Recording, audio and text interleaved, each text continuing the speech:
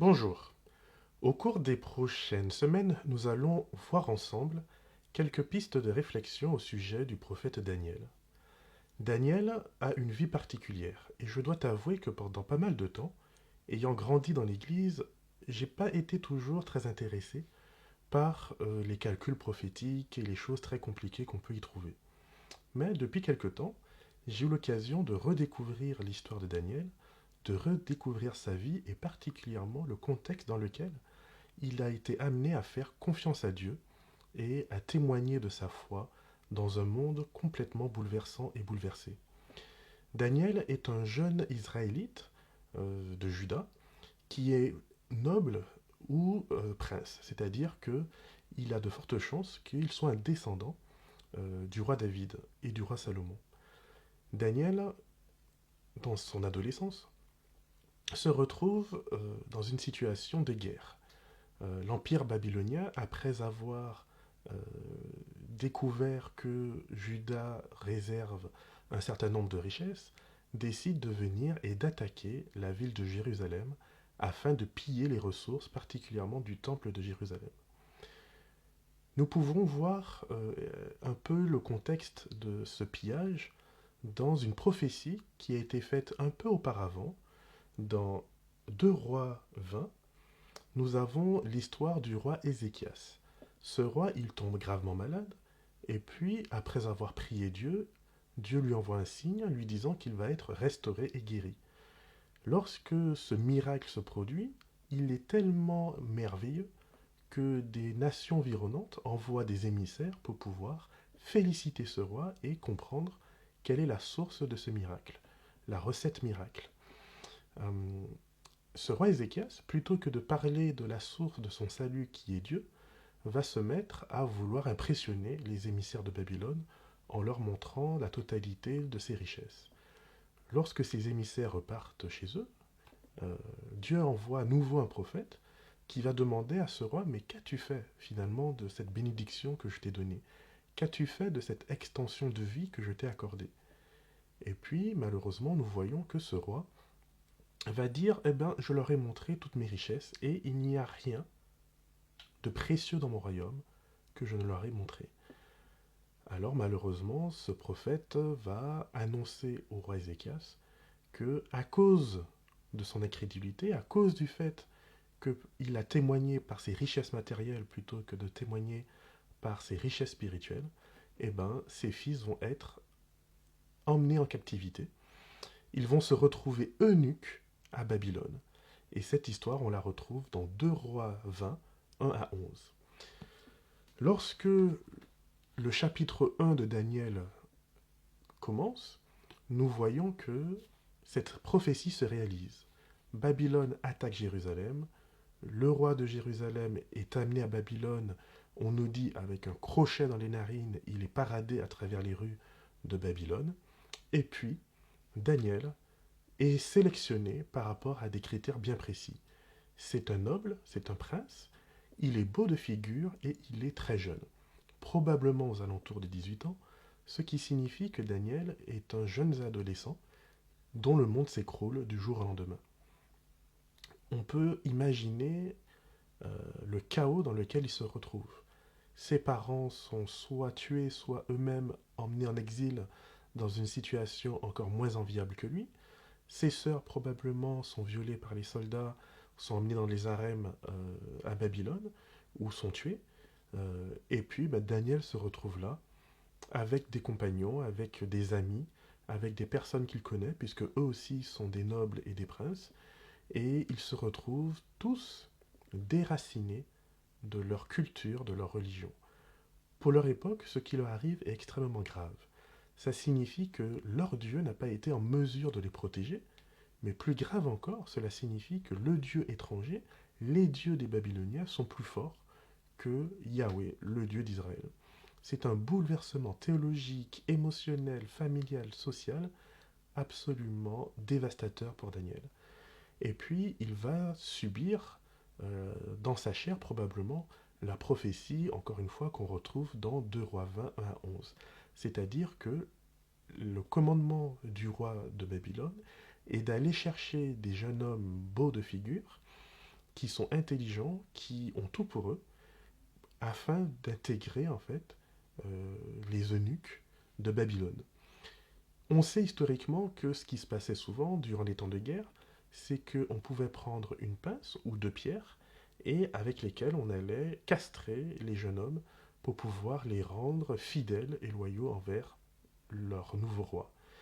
N'ayant plus de possibilité d'avoir des enfants, ils avaient beaucoup moins de chances de se rébeller et puis, ne pouvant pas avoir d'enfants, ils ne pouvaient donc pas assurer une dynastie, monter sur le trône et donc risquer de se rébeller contre ce roi. Plus grave encore, n'ayant pas d'enfants, ils ne peuvent pas assurer leur futur, ils ne peuvent pas assurer leur vieillesse, et par conséquent, ils se retrouvent dans une situation à être complètement dépendants du bon vouloir de ce roi païen étranger. Daniel, non seulement il perd son honneur, il perd sa famille, il perd ses repères socio-culturels et religieux, non seulement il est touché dans son âme, dans sa chair, mais on va en plus de ça on va essayer de changer son identité. De Daniel qui signifie Dieu est mon juge, il va devenir quelqu'un d'autre, dont le nom rend gloire à Marduk, Bel ou Marduk, le dieu païen, la divinité suprême babylonienne. Et donc, son nouveau nom va signifier Marduk est mon juge. C'est-à-dire qu'à partir de maintenant, toute référence à son Dieu, à Yahweh, au Dieu de la Bible, est éradiquée de sa vie, parce que, en étant castré, les lois du Lévitique nous informent qu'il n'a plus le droit de faire partie de l'Assemblée d'Israël. Donc sa situation de vie est catastrophique. On ne peut pas tomber plus bas. Lorsque je pense à ce qui arrive à Daniel, lorsque je pense à ce qu'il est, à qui il est, je suis par conséquent particulièrement étonné et surpris de voir Daniel faire le choix, de faire confiance malgré tout à Dieu. Daniel et ses trois amis vont décider de rester fidèles à Dieu là où ils peuvent et comme ils le peuvent, en s'abstenant de la nourriture sacrifiée aux idoles et qui représente en fait le bon vouloir du roi, qui représente la générosité du roi, qui représente la protection du roi. Et Daniel va dire, j'ai un protecteur plus grand que ce roi. J'ai quelqu'un à qui je souhaite m'attacher, à qui je souhaite rester attaché, en dépit de tout ce qui m'arrive. En dépit du fait que, selon le Lévitique, il n'a plus le droit de faire partie de la communauté religieuse et spirituelle d'Israël, Daniel va dire non, je reste accroché à ce Dieu. Cet acte de courage et de foi est inspirant pour moi, très révélateur du type de personne que Daniel a choisi d'être à son jeune âge et qu'il va continuer à être tout le long de sa vie. Nous voyons également que dans la vie de Daniel, il y va y avoir, à partir du moment où il fait ce choix de rester fidèle à Dieu, cette intervention de Dieu dans sa vie. Dieu permet à Daniel de trouver faveur auprès du chef des eunuques. Là encore, il y a pour moi un détail extrêmement pertinent et révélateur. C'est-à-dire que Dieu est en mesure d'influencer le cœur d'un païen afin qu'il soit bien disposé envers Daniel. Encore une fois, souvent, dans ma tradition religieuse, on m'a présenté le livre de Daniel comme étant quelque chose qui complètement nous met à part du reste du monde, un acte de résistance et un acte finalement de détachement des autres. Alors que la première chose qui se passe dans la vie de Daniel à partir du moment où il arrive à Babylone et où il fait ce choix de faire confiance à Dieu, c'est justement que d'un côté il va rester effectivement, il va conserver ce qu'il peut de son identité de juif à travers son alimentation, et d'ailleurs il ne va pas le faire à travers un long discours théologique sur les aliments purs et impurs et ce qu'il faut pas faire. Il va simplement dire, écoute, tu fais un test pendant 10 jours. Si au bout de 10 jours, je te prouve par ma vie, par ce que je suis, que mon style de vie est préférable à ce que tu me proposes, à ce moment-là, tu sauras que je ne suis pas un illuminé, je ne suis pas un fou, je suis quelqu'un qui reste fidèle à des principes et à des valeurs qui fonctionnent. Et c'est effectivement ce qu'ils vont faire. Ils vont faire le test pendant 10 jours. Le chef des eunuques va retirer les aliments que le roi avait prescrits à Daniel et à ses compagnons, et à la place, il va leur donner de l'eau et des légumes. Et au bout de 10 jours, on verra que Daniel et ses compagnons ont une meilleure mine que les autres Hébreux qui, eux, n'ont pas fait ce choix de rester fidèles à Dieu. En tout cas, pas de cette manière-là. Et donc, euh, au bout de cette expérience, où ce païen se rend compte par ses propres yeux que ce que Daniel professe comme foi, eh ben, ça tient la route, au bout donc de ces 10 jours, il va accepter, et à partir de ce moment-là, il ne va pas imposer à Daniel de manger des aliments qui sont contraires à sa foi, contraires à son identité. Et donc à partir de là, on pourrait se dire super youpillé, Daniel, il est fidèle à Dieu, Daniel, il résiste, Daniel, il reste un juif, et avec ses 3 compagnons, ils vont mener la révolution jusqu'au bout. Et c'est pour ça que la suite du chapitre 1 m'étonne tout autant. Parce que on nous dit que Daniel, pendant 3 ans, va se mettre à apprendre et se laisser enseigner la science des Chaldéens.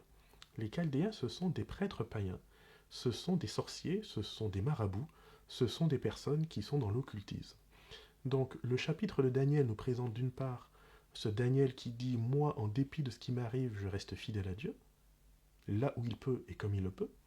Et d'un autre côté, il y a ce Daniel qui dit eh ben, je suis dans une université païenne, je suis dans un monde païen, je suis dans un univers païen, je n'ai pas d'autre choix que d'y vivre, et puisque Dieu a permis que j'y sois, c'est qu'il a probablement une raison pour laquelle je suis ici, et donc il fera au mieux de ce qu'il peut faire.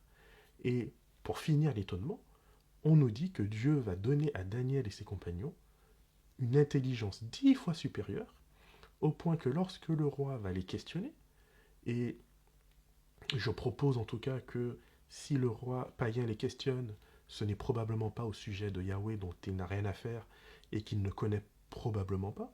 Il va donc les questionner au sujet de sciences et de choses qu'il connaît, de choses qu'il maîtrise. Autrement, comment pourrait-il se rendre compte qu'ils ont une intelligence supérieure aux autres? Et donc, on verra que Dieu va permettre à Daniel et à ses compagnons d'avoir une science, une intelligence, une compréhension 10 fois supérieure dans ces choses-là que les autres, et que même les natifs de Babylone, et que du coup leur intelligence va étonner énormément le roi. On voit ici quelque chose qui, en tout cas, lorsque j'en ai pris conscience, m'a beaucoup aidé. Euh, Souvent, dans notre Église, on grandit avec cette compréhension que nous vivons à Jérusalem, qu'il faut rester absolument saint de tout, séparé de tout, et que finalement, dès qu'on essaye de se demander comment est-ce que je vais vivre de manière concrète dans un monde où tout le monde ne va pas dans mon Église et ne partage pas mes croyances, et très souvent on se retrouve face à des limites. Et ici, Daniel, ce qu'il m'apprend en tout cas, ce qu'il me montre, c'est que je ne vis pas en fait à Jérusalem. Comme Daniel, je vis moi aussi dans un monde qui rejette les valeurs fondamentales de Dieu et qui, en fait, a décidé de placer sa propre justice, sa propre loi et sa propre norme au-dessus de la norme de Dieu. Par conséquent, il est tout à fait normal de rencontrer dans ma vie de tous les jours, que ce soit au travail, que ce soit avec des amis, dans la société, etc., de trouver en fait des personnes qui fonctionnent à travers une autre règle, à travers d'autres principes et d'autres valeurs. Néanmoins, ça ne m'empêche pas en fait de construire des ponts vers ces personnes, avec ces personnes, et d'être malgré tout dans une relation où d'un côté je veux être amené à maintenir mon identité et à dire je suis un enfant de Dieu, je suis un chrétien, même lorsque peut-être que mon église me dira non, tu n'as pas le droit de t'appeler ainsi parce que tu as fait des bêtises ou parce qu'il t'est arrivé des choses indépendamment de ta volonté. C'est pas partout qu'on peut dire haut et fort qu'on est chrétien, mais pourtant, on peut malgré tout faire un pas vers l'autre, on peut malgré tout utiliser l'intelligence que Dieu nous a donnée pour savoir comment nous allons nous dépatouiller dans ce monde-ci et comment nous allons en fait faire au mieux de la situation dans laquelle nous sommes. Nous ne sommes pas appelés à être des kamikazes faisant harakiri dès que le monde qui nous entoure ne nous convient plus et qu'on se dit ah ben tiens, c'est pas ce que je voudrais, c'est pas l'idéal. Non, ce n'est pas l'idéal.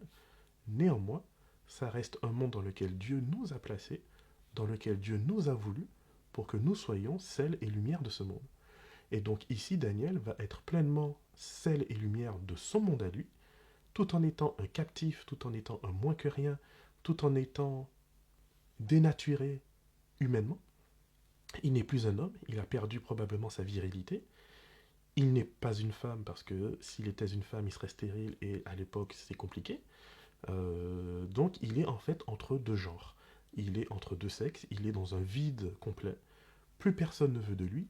Ses amis juifs probablement le considèrent comme un collabo, comme quelqu'un qui n'est pas digne de confiance et qu'il ne faut pas respecter. Et pourtant, en ayant choisi de faire confiance à Dieu, en ayant choisi de laisser Dieu continuer à être son juge, c'est-à-dire à être sa norme, à être son repère, à être son tuteur, Daniel va se retrouver dans une situation de pouvoir nous apprendre et nous ouvrir les yeux sur l'étendue de la bonté de Dieu, qui est que Dieu n'abandonne jamais personne, quelle que soit la bassesse ou quelle que soit la profondeur du trou dans lequel tu tombes, volontairement ou accidentellement, Dieu est présent pour pouvoir te tendre la main, pour pouvoir me tendre la main lorsque je me tourne vers lui. Et ça, eh ben, c'est quelque chose que Daniel chapitre 1 m'apprend et qui est absolument fabuleux, merveilleux et tous les adjectifs glorieux qu'on peut utiliser pour décrire cette situation. Et donc Daniel n'est plus simplement quelqu'un d'un peu vieux, d'un peu bizarre, qui a eu des visions incompréhensibles. Daniel, pour moi, est avant tout quelqu'un qui a subi un bouleversement et un chamboulement incroyable dans sa vie, qui n'avait aucune raison de continuer à faire confiance à Dieu, et qui pourtant va dire, ce Dieu-là, je lui reste fidèle. Comment? Pourquoi? Eh bien, je vous propose dans les prochaines fois que nous puissions voir comment la vie de Daniel va se développer, comment la présence de Dieu va continuer à se manifester dans sa vie, et en quoi toutes ces choses peuvent aujourd'hui nous éclairer sur notre rapport à Dieu. À très bientôt.